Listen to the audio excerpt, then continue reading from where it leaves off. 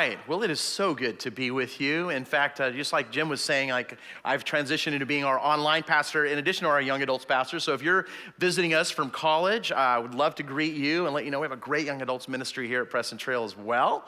And we'd love to involve you with that. And online, we've had people joining us from all over the place. I've been connecting with people from Thailand, people from Brazil, people from all over the country. In fact, I was just talking with somebody who's joining us from the frozen tundra of Michigan. So there are people joining us from all over the place. So online, Preston Trail fam, thank you. And of course, we need to greet warmly them and those joining us from the roaring metropolis of McKinney, Texas. So would you warmly help me greet them right now as we thank you. Thank you for joining us online, McKinney family. We're so excited that you're here with us. And this is the time of year where we're seeing more and more images, and we get to know more about each other through these images, right? We go into people's homes and we see the old family photos on the walls. You know, sometimes you're getting to know somebody a little bit, and you might creep on Facebook and look at old pictures of them to find embarrassing evidence that you can use at a later time. You know, and speaking of which, I'm gonna let you get to know me and my family. So we're gonna take a look at some of my old family photos that I'm sure that if you investigated close enough, you could find online. So this was our first family photo as our family's getting started. There's nothing wrong with an older man showing pictures of when he used to have more hair. There's nothing wrong with that at all.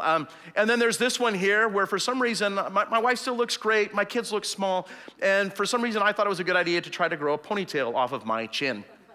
And then this is the one, take it easier at church. This is when I was trying out for the live action Simpsons for the role of Bart Simpson. I did not get the role. And of course, here's my emo band face. Yep, and our awesome photographer had a great grasp of color schemes and backgrounds, as you can clearly tell. Yeah, and then of course, this was our family just before we moved to the great state of Texas.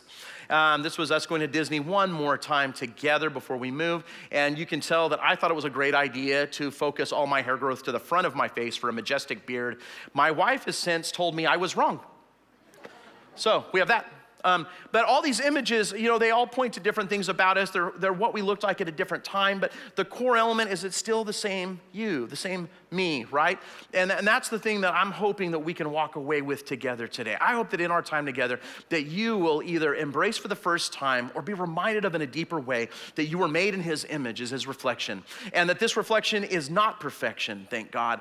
It is a story of redemption. And when we live out this image well, we actually give God a description to people who are looking to find out what God is like and what does he look like. And I'm hoping that we get to explore this together. God has given you an image with value and with purpose. And my hope for you is that you and I will wear it well. So let's get ready to jump in. Firstly, your image is his reflection. That's really important, and because the artist is the one that gives the art the value. I love hearing the stories of pieces of art that are found from the masters that are discovered. Recently, they discovered a sketch from Leonardo da Vinci in a private collection in Europe. It's a sketch of Christ on brittle paper in one color, and it's good. I mean, it's good, but what makes it great and wow is the fact that the artist is Leonardo da Vinci. Man, that's you. You might not always feel it, but you are made in the image of God. And so is everybody else. And that's an important thing to remember. That guides the way we see and it also guides the way we see they. Because here's the thing, your value of your image actually comes from above and not the sides. And when we embrace that, we get to experience a life like nothing else. And so let's go all the way back to the beginning to find out where this comes from. So in Genesis chapter 1, starting in verse 26, then God said, then meaning after a lot of other things had been created by God speaking them into existence. That's a whole other message. I'm not talking about that one. Let us make human beings in our image to be like us. They will reign over the fish of the sea, the birds of the sky, the livestock, all the wild animals of the earth, and the small animals that scurry along the ground, even little brothers, but those are people too. So God created human beings in his own image. In the image of God, he created them. Male and female, he created them. There's an us at the beginning of this passage. The us is because God is regal and royal, and there's a weightiness to his presence. So there's a plurality going back to majesty. The other thing to point out here that's interesting is in the creation account, We hear created according to its kind 10 times in the story. That's for everything else in creation except people. Because there's only one kind that we have with us, and that's God himself. We are created in his image with his likeness. That's who we're associated with. Now, it doesn't mean that we have to be perfect. It doesn't mean it's an exact duplication. In fact, the word that's used in this is the same word that pops up later in the book of Psalms that's used to describe the word shadow, which means we are a reflection of something greater, right? So you are a reflection of God, glimpses of a good God, loving, kind, caring, consistent, inspiring, redeeming, looking to turn bad choices and circumstances in a broken world toward unexpected blessings. You are that reflection. And with that comes a high degree of value. So an author and artist that I'm actually coming to love more and more all the time wrote this book recently about how to become a better grown-up. And his social media posts are awesome because he just posts these little snippets that are super encouraging to me and remind me of the power of seeing other people the way God sees them. So in this post from Brad Montague, we see we become people who are kinder when we refuse to forget every person is one of a kind. Because that's the beauty of God's design, is that we all have value, even though we don't look the exact same, which I'm really thankful for, right? But that's the thing, it doesn't mean that we have to be perfect. Your reflection is not perfection. Now, for some of you, this might be highly freeing. And as I was talking with my teenage son, and I'm like, coach me, man, tell me, what do people need to hear about this? And he actually took this in a direction that I hadn't thought about. He said, Dad, everybody needs to know, all the girls need to know that they don't need to have perfect bodies. They don't need to have Barbie doll bodies. They don't need to have that look. I'm like, okay. And all the guys don't have to be perfectly cut and look like they're a pro wrestler or a professional athlete. I'm like, good to know. But from his account, being made in the image of God means that his image doesn't have to be physically perfect. And in his peer group, that's what came to mind. Perfection can be a terrible thing, especially if you walk with the weight of it on your shoulders. So another author and thinker that I love and follow on social media is a guy named John Acuff. And John Acuff had a series of posts about what he thinks of perfection. Perfection is just fear in a tuxedo. It masquerades as a character trait, as if it's an asset. But it's not. It's a poison disguised as a vitamin. And we feel this weight to have to be perfect. And even now, there's some of us that might be feeling awkward about talking about being in the image of God because your mind immediately goes to where you've been and what you've done. And you might be thinking, Colby, you don't know the things that I've had to do to get to where I am. You don't know the things that I've seen and the things I've experienced. This is a nice message for those people, but it's not a message for me. If any of those thoughts are stirring up, you need to know that this is for you. Because it's not about being perfect. In fact, there was only one who was perfect. And even he wasn't physically perfect, by the way, depending on what you read and interpret from Scripture. He wasn't physically perfect. He was morally perfect, spiritually perfect. He was perfect because he was the Son of God. And by the way, they crucified him, so it didn't go well for him in the end anyway, trying to be perfect in this world, right? The author of Hebrews actually puts it this way, that the Son radiates God's own glory and expresses the very character of God. Now that language is really important because if you go back to the original words, that word character actually means exact imprint is actually what that means. All right? And he sustains everything by the mighty power of his command. When he had cleansed us from our sins, he sat down in the place of honor at the right hand of the majestic God in heaven. See, Jesus and Jesus alone is the exact imprint of God's image. And we are a reflection, which means we have imperfections, right? Now, for those of you that are parents, you know that someone gets the baby for the first time and they look at, oh my gosh, the baby is so perfect. And if that's not your kid, you're like, that kid has a funky shaped head, it's got a funky color, it smells funky. You go do you, friend, if you think that your kid is perfect. And the older your kid gets, the more imperfections they expose us to. And by the way, the reason though they expose us to those imperfections is because they learned it from us, right? Let's just be real. See, Jesus is an exact imprint of it. But here's the thing that we also need to know. If you're hanging on to this idea that I can't embrace the idea I'm made in God's image because my imperfections are overwhelming. Here's what I want to share with you. See, when I go walking around, I like to look for coins. And specifically, I don't just look for any coins. I like to find the ones that are messed up. I like to find the ones that are scraped or scuffed or rubbed down or really old. Because of this reason, we have not forfeited his image in us through sin. Even though these coins might be old or dirty or scuffed or scraped or have a lot of life that they've acquired along the way, they still spend. And you're the same way. You're the same way. See, when I was talking about this idea of image, my brain immediately went to talking about where we came from, right? It's what a lot of us think of. Oh, yeah, made in the image of God, Genesis story, I get it. But maybe walking in the image of God isn't so much as having it explain where we came from. Maybe it's that it explains also where we're going. And so I found there was an author and theologian that had a great quote, an article I was reading. I reached out to him. I got more information from him. And the way he words this is so cool. I had to share this with you. So Bruce Ware, Dr. Bruce Ware, he put it this way. Thinking about it in terms of explaining also where we're going and not just where we came from. He says, in this sense, we are images of God in order to image God and his purposes in the ordering of our lives and carrying out of our God-given responsibilities. So image in this context is a verb. Image is a verb. We're showing who God is through our lives. And yes, it's imperfect because along the way, we're still figuring things out. And an unbelieving world is watching people caring for God and caring for others. And when we fall down, we're getting back up again.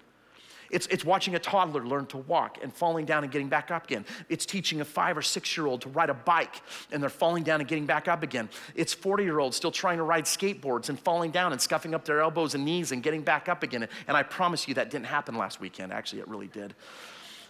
But that's what it's about.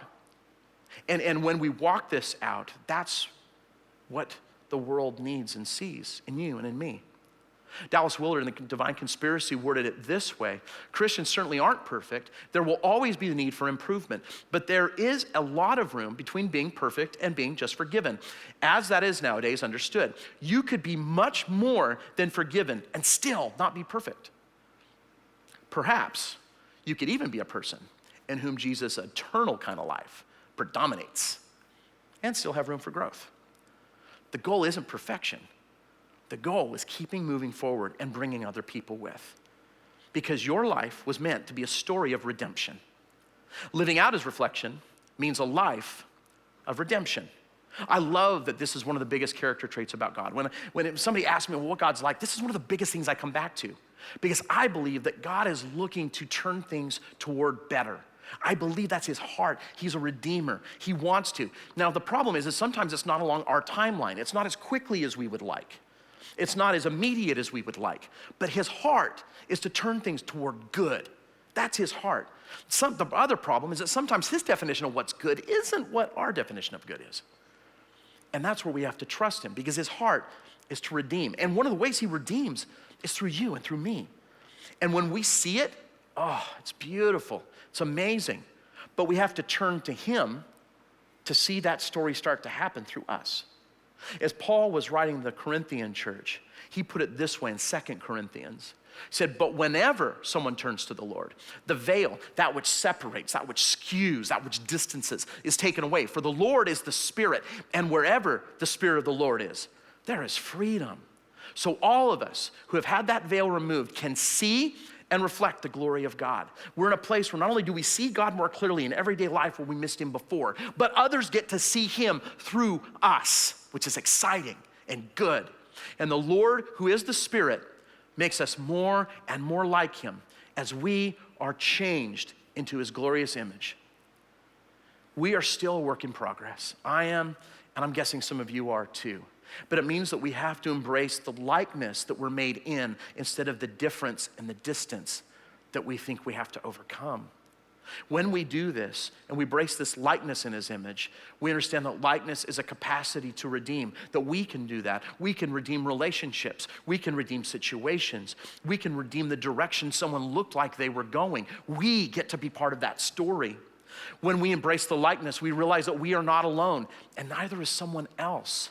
And when we do that well, God is seen more readily and more easily. And in the day and age of being a fully digital and fully physical creation, we have the ability to do this more and more than we ever have before. And that's what I want to be part of, and that's what I want you to be part of too. So a couple of years ago, we invited a special speaker to come and speak at our big student conference, High Def, that we have every February. And we brought in an MMA fighter named Justin Wren. This guy's a good dude. And by the way, if you have students in your home, we're still having High Def this year. Highly encourage you, sign up your students for High Def. Life-changing experience, for sure. And so I got to meet Justin Wren. Justin Wren's an MMA fighter. You can tell by looking at the fact that he could be a body double for Thor. He is an MMA fighter, and he actually donates he donates a lot of his winnings to a cause he's really, really excited about. See, he went through his own struggles and had to get right with Jesus a number of years ago. And part of his journey actually took him literally to the pygmies in Africa. I mean, people will use that expression as somewhere far off. He literally went to the pygmies in Africa. And what he realized is that there were people who were forgotten. There were people that were getting their land taken from them. There were people that were getting their lives taken from them. They didn't have access to clean water. And so he decided to fight for the forgotten, and he set up a whole ministry for it. And so what he does is he stands up for those that are bullied and forgotten about. And he's done it on a huge stage with the pygmies in Africa. At this point, he has helped reacquire land of 3,000 plus acres for dozens of pygmy tribes in Africa. He has brought over 60 clean water wells to these people and helped restore their dignity and their honor. He sees the image of God in them, and they see the image of God in him. And so he's a Texas native who now lives in Oklahoma. And about a year ago, he heard the terrible story of a 12-year-old boy who was bullied. See, Raiden had been bullied for a while, but when you get to middle school is some of the toughest years of our lives. Especially when you're a pretty big guy who's a little overweight and you're autistic. And you gain almost 100 pounds because of your diabetic medication. And you're starting to go a little deaf, so you have to wear a hearing aid. You're an easy target in middle school. So there was a video that circulated of a group of 12-year-olds backing him against a wall and beating him so bad they gave him a concussion, blackened his eye, bloodied his face. And when he walked the halls afterward, he wrote, "I want to kill myself," in black Sharpie across his arm. The 12-year-olds that beat him posted the video on their social media, and it started to circulate. Justin saw it in the news, and within 24 hours, he responded. He arrived to Raiden's family's home with a Chick-fil-A dinner, which, as you know, is the Lord's food. But when you live in Raiden's trailer park and your family struggles to make ends meet, it's also a fancy dinner that you don't normally get to afford. And so Justin took Raiden under his wing. He used his social media platform to say that he #StandsWithRaiden. It started to circle around. Celebrities from around the world start jumping on and encouraging Raiden. They start reaching out to him, sending videos, sending messages. Justin gets support, and he takes him to an OU game. He takes him out to California, and he helps him to meet other MMA fighters, to meet Navy SEALs, to go to an NFL game, and to even go to Disney and meet Chewbacca himself, which you know your baller status when you're rolling with the Wookiee. Raiden saw the image of God in Justin Wren. Justin Wren remembered that the image of God was in Raiden. And now other people can be encouraged by the same thing. Whenever you hear a story like this is what our minds do. We find ourselves somewhere in the story. You might see yourself as Raiden in the story. Then maybe you feel like you're forgotten. Maybe you feel like people don't see you. You might see yourself as Justin in the story, and you're feeling God nudge you and whisper to you that maybe you're supposed to take a step outside of your comfort zone and fight for your forgotten. Maybe, if you're very honest with yourself, maybe you see yourself as the 12-year-olds in the story. So into your own life that you don't realize the depth of what you're doing or not doing with your opportunities. Which, by the way, the 12-year-olds who are part of this, they've since been found, they're getting help, and Raiden and his family have forgiven them for what they've done. See, there's a redemption story being written in your image and in your story. And what I love is when we get the opportunity to invite other people in it, God changes lives. See, to follow in this way is to become more like him and affect others like he would. And if you're looking for a great verse to save as a wallpaper, to put on a mirror, as a reminder for you or your family, I love Colossians 3:17 and the simplicity of this. Whatever you do or say, do it as a representative of the Lord Jesus, giving thanks through him to God the Father. Because when we do this well, when we do it well, your reflection gives God description. See, we've had these opportunities for years just to do them with our words. And if you're anything like me, you've gotten in trouble for your words from time to time. I know the taste and flavor of multiple soaps because I grew up in an old school household. I've also had my name written on chalkboards and been almost kicked out of buses and trains before. And here's the thing, it's not just our words anymore, it's our images we post online. It's our presence that we have in our community because a lot of us are held back from maybe doing some of the things that we did before. But when we do this well, life changes. But we have to align with what it means to image God. Bob Goff, a writer and activist, put it this way in one of his social media posts. He says, figure out who you want to be. Have it inform what you do. Do lots of that. It's simple. Image your life around his image and what he'd have you do. The images that show your image can tell a great story that invite other people in. Think of it almost like a cartoon. That's how cartoons have been created for years, is different segments of story and image are all put together to tell a story. And that's what you get to do now, physically and digitally. The younger generation has known this for a while. They know that they're fully physical and fully digital all the time. For those of us, the older generation, we kind of pop our head in almost into a doorway of a room to check in on things and then pop our heads out. But we're becoming increasingly more and more not doing that as much. We're fully physical and fully digital, which means we can do it more ways than we ever have before. And my heart is that we can do that. In the book of John, which is my favorite book of the Bible, by the way, because I feel like you get to see behind the scenes stuff with Jesus and the boys and the ladies that are involved in that time period. And in John 9, there's this moment comes up where Jesus heals a man that's been born blind.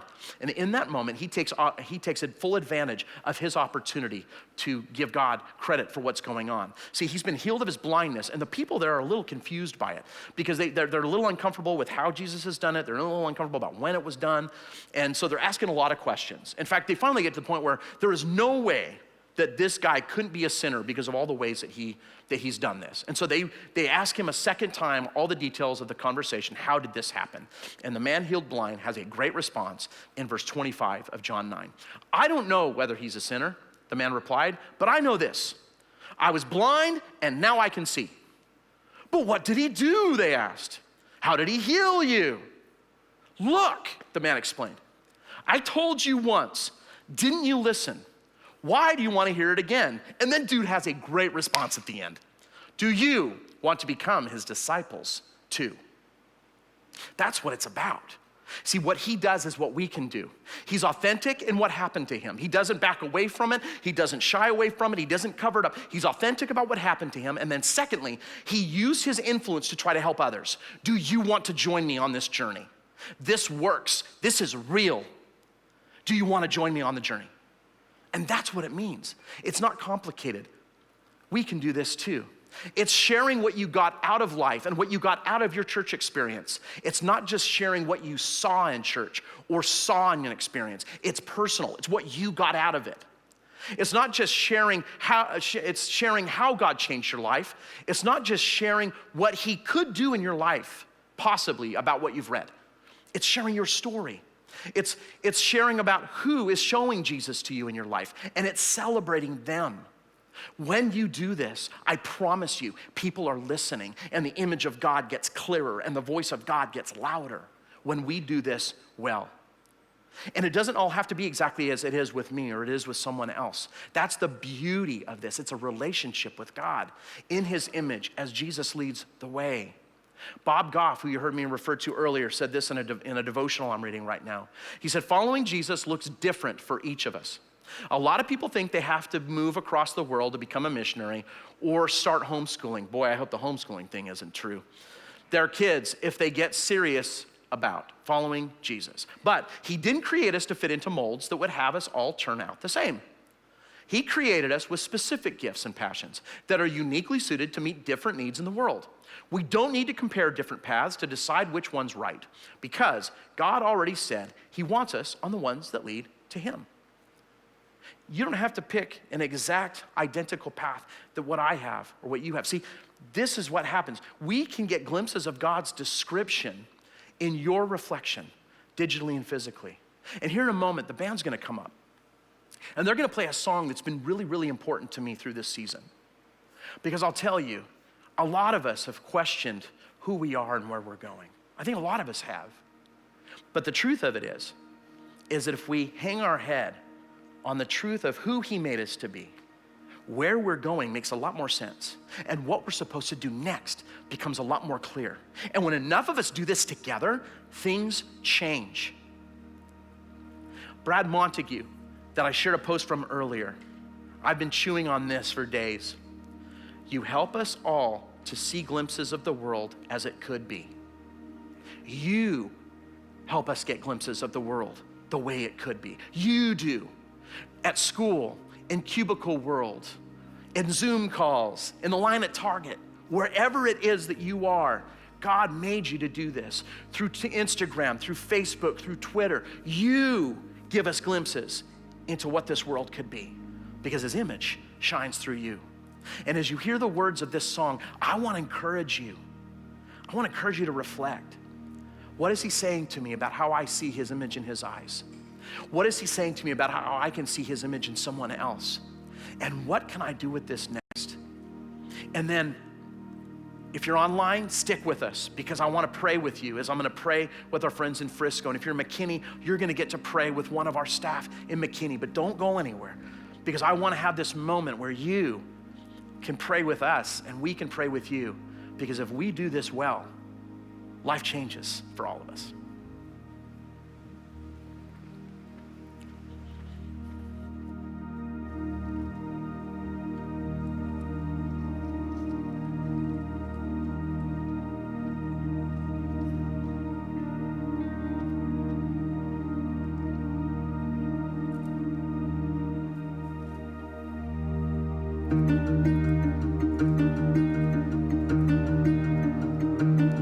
I woke up with a broken heart in my chest. I couldn't sleep, couldn't get no rest. Weighed down by the heaviness of life. And I try to shake it, flipping through my phone, but all it does is make me feel more alone. How could anything that feels so wrong be right? 7 billion voices separate us, but only one can show us who we are. We are made in the image of God. Beautiful shades of love. We are made in the image of